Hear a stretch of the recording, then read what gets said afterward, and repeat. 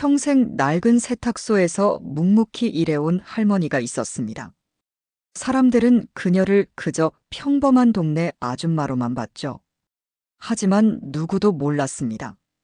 그 소박한 할머니가 강남 한복판 수백억 부동산의 진짜 주인이라는 것을요.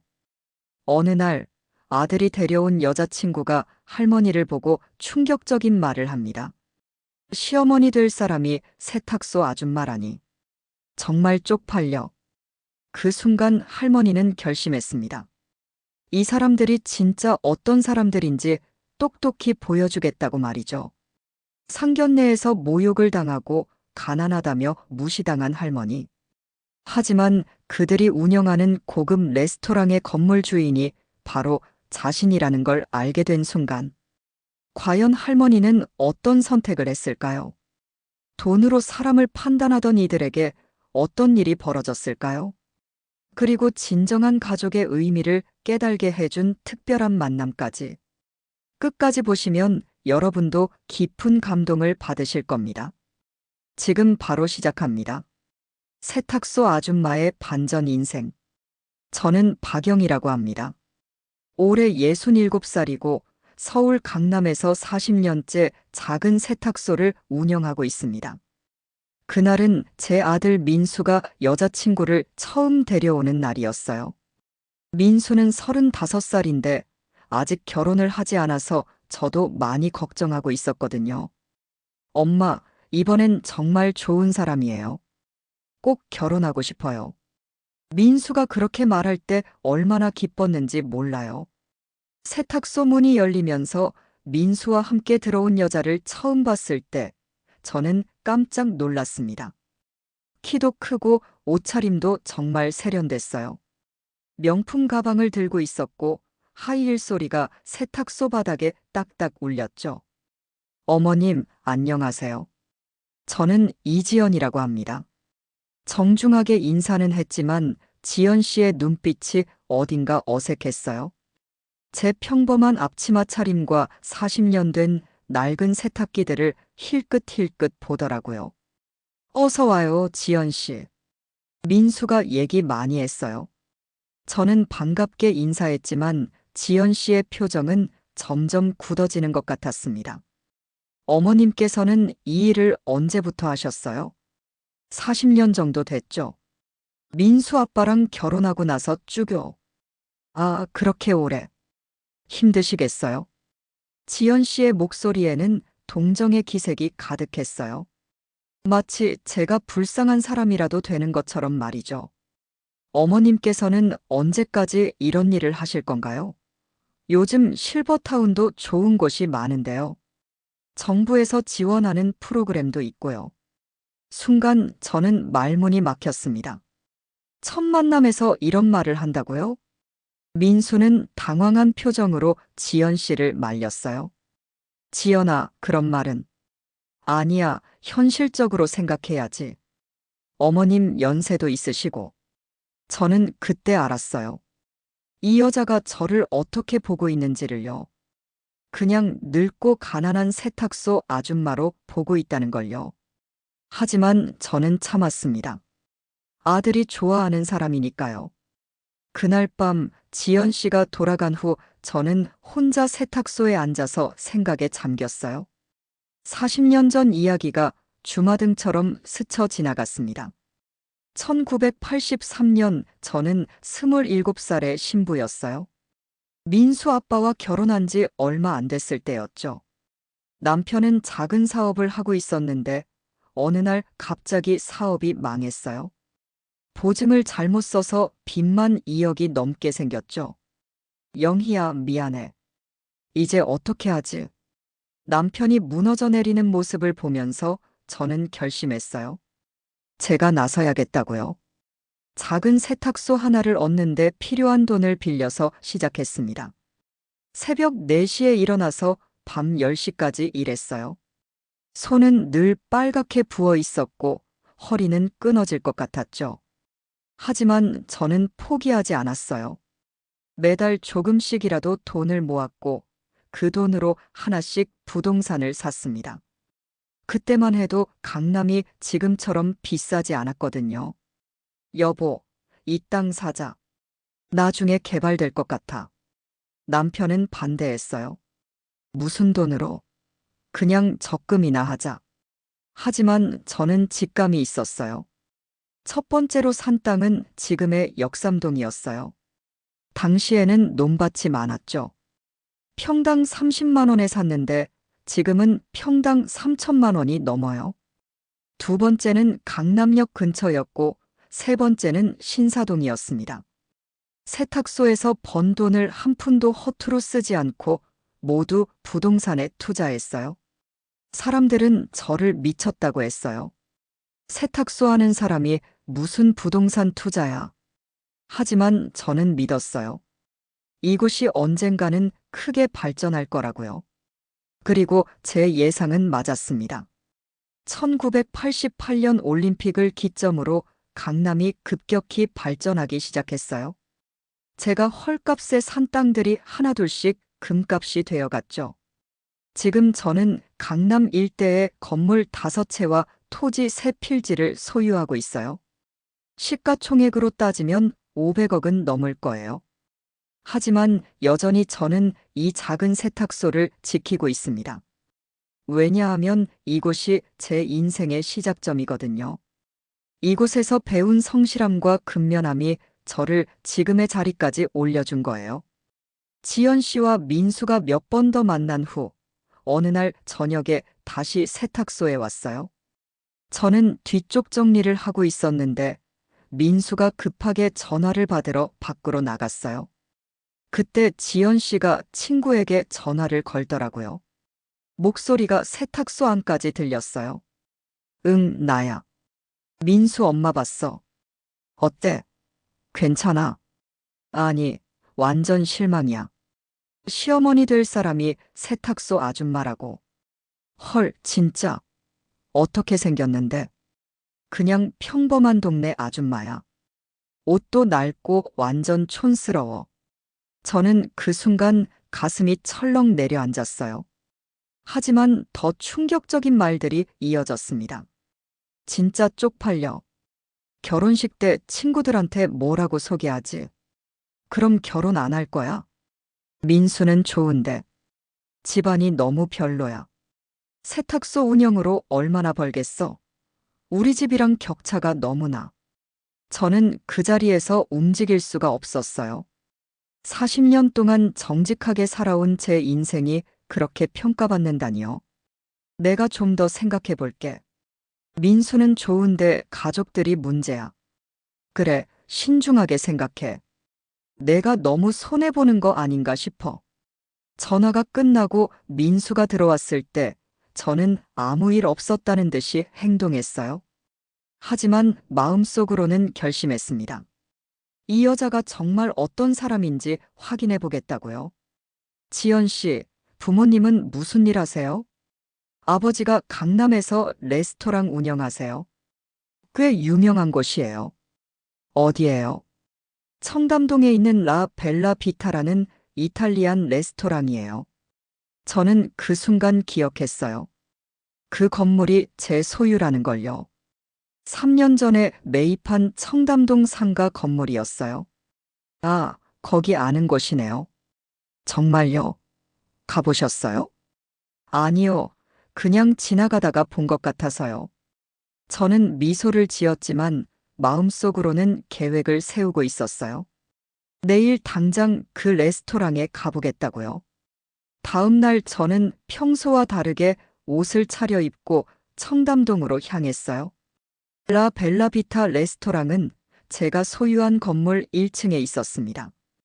건물 외관도 깔끔하고 손님들도 많이 보였어요. 저는 평범한 옷차림으로 레스토랑 문을 열고 들어갔어요. 안녕하세요, 한 분이세요? 젊은 직원이 친절하게 물어봤지만 곧 한 중년 남자가 다가왔어요. 지연 씨와 얼굴이 비슷한 걸 보니 아버지인 것 같았어요. 죄송한데요, 여기는 드레스 코드가 있습니다. 무뚝뚝한 목소리로 말하더라고요. 드레스 코드요? 네, 격식에 맞는 복장으로 와주셔야 해요. 이런 옷으로는.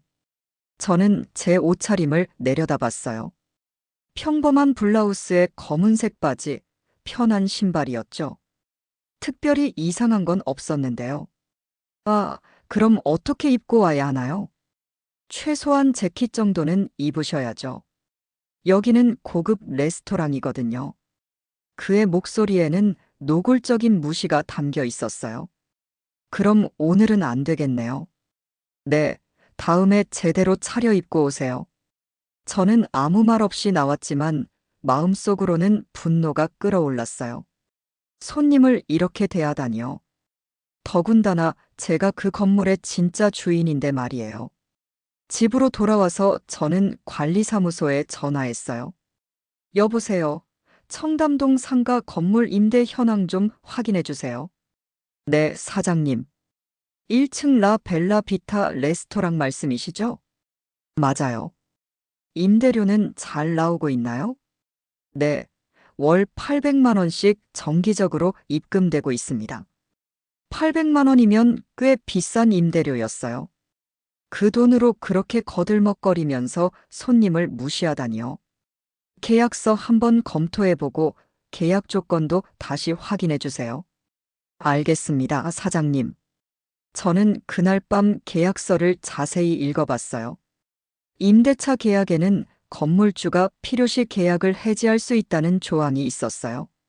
물론 정당한 사유가 있어야 하지만요. 그리고 며칠 후 지연 씨의 아버지가 손님을 차별 대우하는 장면을 목격한 다른 손님의 제보가 들어왔어요. 인터넷 리뷰에도 비슷한 내용들이 올라오기 시작했죠. 사장이 손님 차별해요. 옷차림으로 사람 판단하는 최악의 레스토랑. 돈 있어 보이는 사람한테만 친절해요. 저는 이제 확신했어요. 이 사람들이 어떤 사람들인지 정확히 알겠더라고요. 민수와 지연 씨의 관계가 깊어지면서 양가 상견례를 하기로 했어요. 장소는 지연 씨 쪽에서 정한 강남의 한 고급 호텔이었습니다. 저는 그날 가장 좋은 옷을 입고 갔어요. 몇 년 전에 산 정장이었지만 깔끔하게 다림질해서 입었죠. 호텔 레스토랑에 도착했을 때 지연 씨 부모님은 이미 와 있었어요. 아버지는 값비싼 정장을 입고 있었고 어머니는 명품 옷과 보석으로 치장하고 있었어요. 안녕하세요. 이지연 아버지 이창수입니다. 이지연 어머니 김순자예요.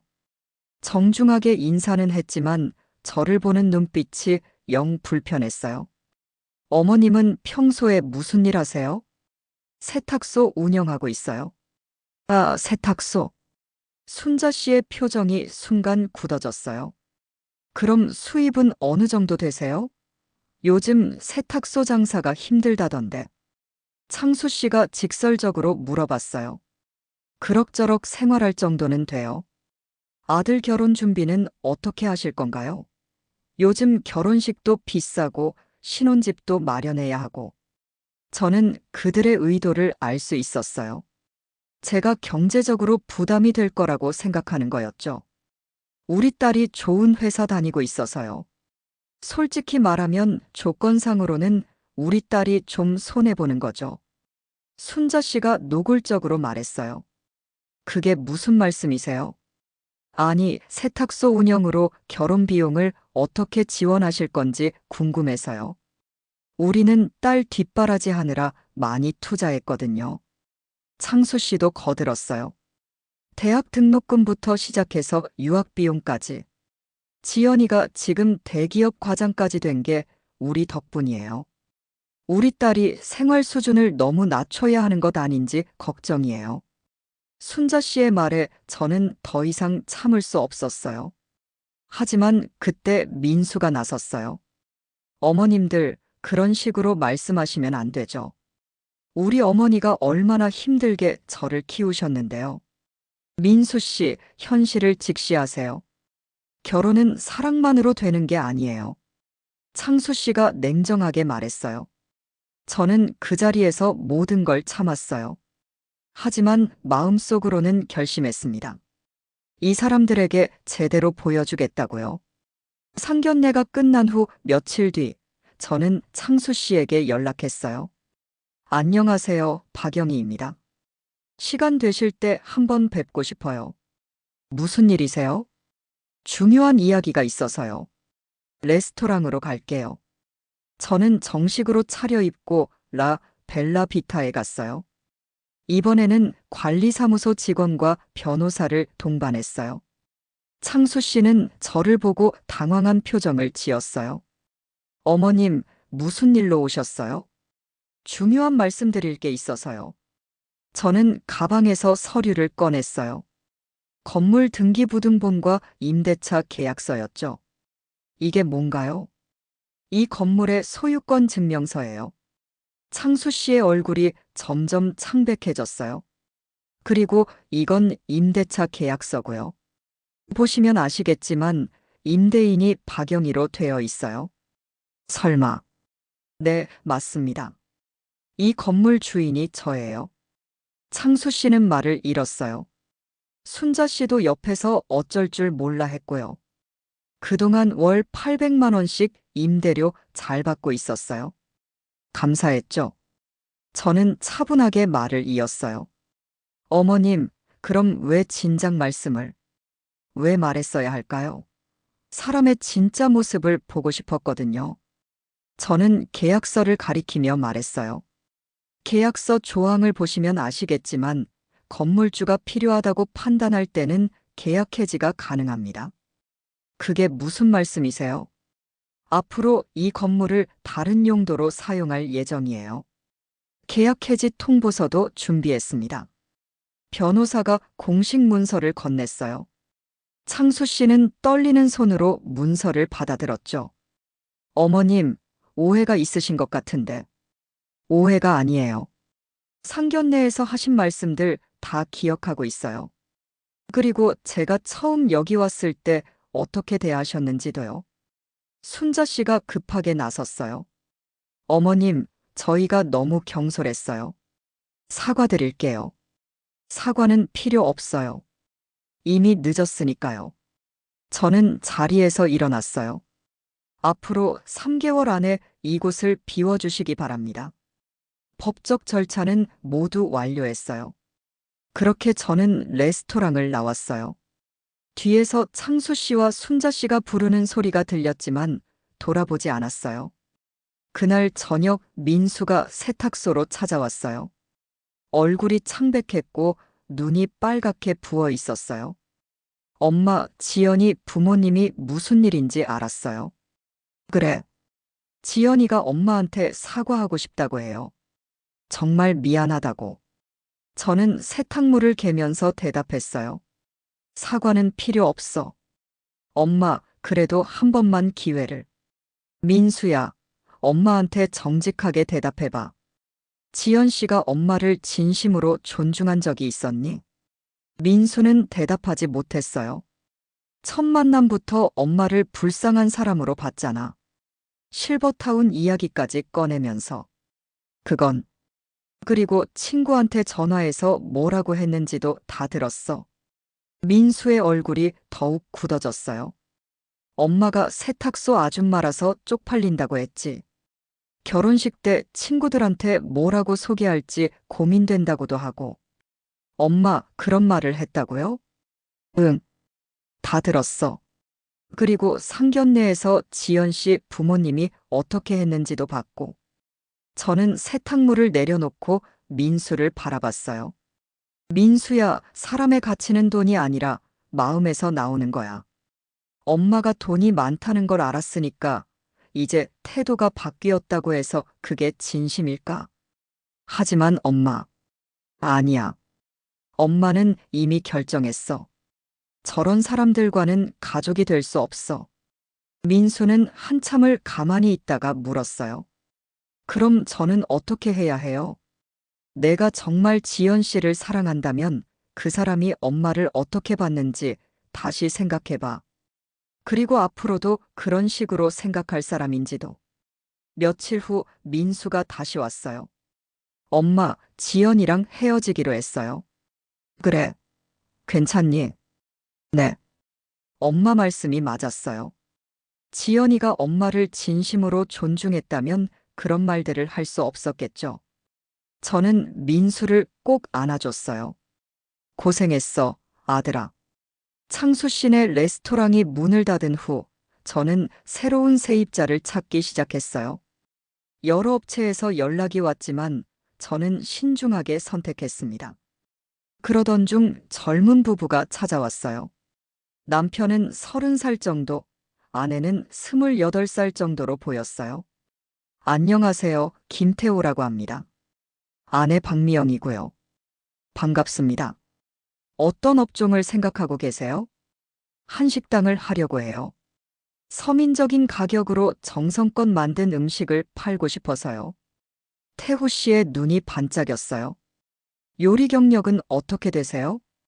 저는 15년째 한식 요리사로 일했어요.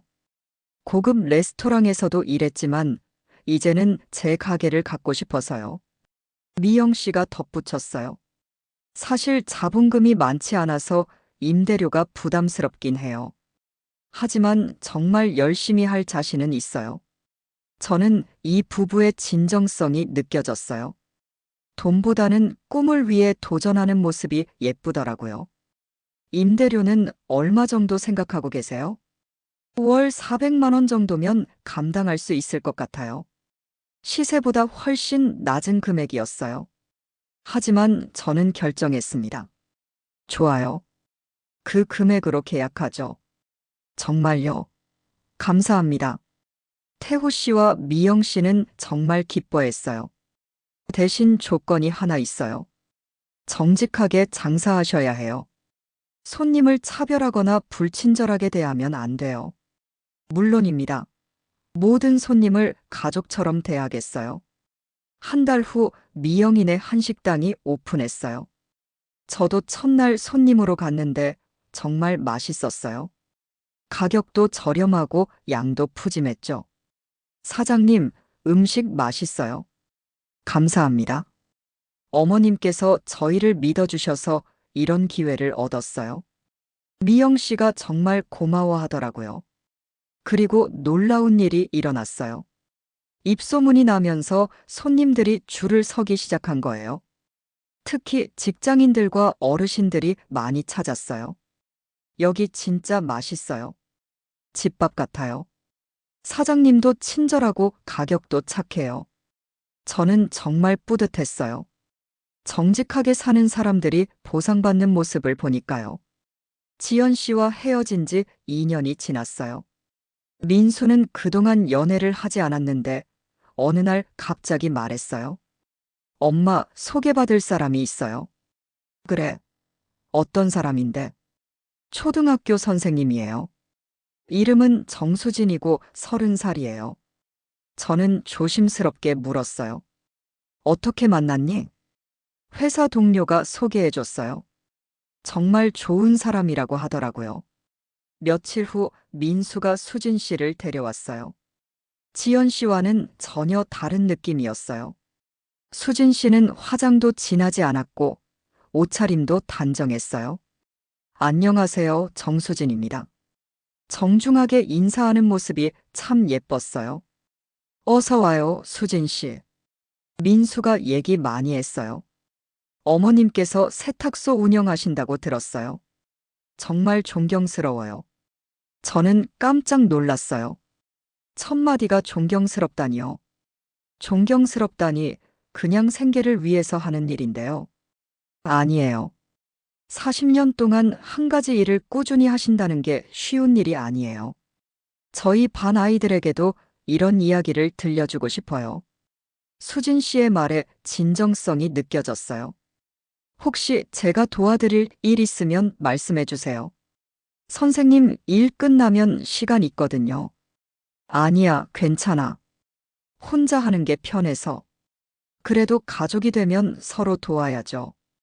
가족이 되면이라는 말에 저는 가슴이 따뜻해졌어요. 그날부터 수진 씨는 틈날 때마다 세탁소에 와서 도와줬어요. 빨래를 개거나 정리하는 일을 자연스럽게 했어요. 수진 씨, 손 거칠어져요. 안 해도 돼요. 괜찮아요, 어머님. 이런 일 하는 거 좋아해요. 마음이 편안해져요. 저는 수진 씨가 진짜라는 걸 알 수 있었어요. 계산적이지 않고 순수한 마음으로 저를 대해주는 거였어요. 민수도 행복해 보였어요. 엄마, 수진이 어때요? 정말 좋은 사람 같아. 너를 진심으로 사랑하는 것 같고. 저도 그래요. 이번엔 정말 결혼하고 싶어요. 저는 고개를 끄덕였어요. 이번에는 진짜 좋은 며느리를 만난 것 같았거든요. 민수와 수진 씨의 결혼식은 소박하게 치렀어요. 호텔이 아닌 동네 예식장에서 했죠. 수진 씨 부모님도 검소한 분들이었어요. 사돈, 반갑습니다. 수진 씨 아버지는 시골에서 농사를 짓는 분이었어요. 어머니는 작은 카페를 운영하고 계셨고요. 우리 딸이 부족하지만 잘 부탁드려요. 말씀을요. 제가 더 감사하죠. 결혼식 후 피로연에서 저는 처음으로 제 진짜 이야기를 했어요. 사실 저는 세탁소만 하는 게 아니에요. 사람들이 궁금한 표정을 지었어요. 강남에 건물 몇 채를 소유하고 있어요. 부동산 투자를 좀 했거든요. 정말요? 수진 씨 부모님이 놀라워했어요. 하지만 그보다 중요한 건 수진 씨가 저를 어떻게 대해줬느냐예요. 돈이 있는지 없는지도 모르는 상태에서 진심으로 저를 존중해줬어요. 저는 수진 씨를 바라봤어요. 그게 진짜 가족의 시작이라고 생각해요. 결혼 후 수진 씨는 정말 좋은 며느리였어요. 학교 일이 끝나면 세탁소에 와서 도와줬고, 주말에는 함께 시장을 보러 다녔어요. 어머님, 이 일 정말 힘드시겠어요? 익숙해져서 괜찮아. 그런데 수진아, 내가 꼭 도와줄 필요는 없어. 저는 좋아요. 어머님과 함께 있으면 마음이 편해져요. 6개월 후 수진 씨가 임신했어요. 저는 정말 기뻤어요. 진짜 가족이 완성되는 기분이었거든요. 어머님, 아이가 태어나면 세탁소에서 같이 놀 수 있겠네요. 그럼 위험하지 않을까? 기계도 많고. 괜찮아요. 아이에게도 할머니가 일하시는 모습을 보여주고 싶어요. 근면하고 성실한 할머니라고 자랑하고 싶거든요. 저는 그 말을 듣고 눈물이 났어요. 40년 동안 세탁소를 운영하면서 이렇게 인정받아 본 적이 없었거든요. 지금 저는 정말 행복해요. 돈이 많아서가 아니라 진짜 가족을 만났기 때문이에요. 세탁소는 여전히 운영하고 있고 수진 씨가 도와주고 있어요. 아이가 태어나면 할머니가 어떻게 살아왔는지 들려줄 거예요. 정직하게 살면 언젠가는 좋은 일이 생긴다는 걸요. 그리고 사람의 진짜 가치는 돈이 아니라 마음에서 나온다는 것도요. 제 인생을 돌아보면 가장 중요한 건 누구를 만나느냐인 것 같아요. 겉모습만 보는 사람들도 있지만 마음을 보는 사람들도 있거든요. 저는 운 좋게 후자를 만났고 그래서 지금 이렇게 행복할 수 있어요. 이야기가 마음에 드셨다면 구독과 좋아요 부탁드립니다. 여러분의 관심이 더 많은 사연을 나눌 수 있는 힘이 됩니다. 다음에도 공감되는 이야기로 찾아뵙겠습니다. 감사합니다.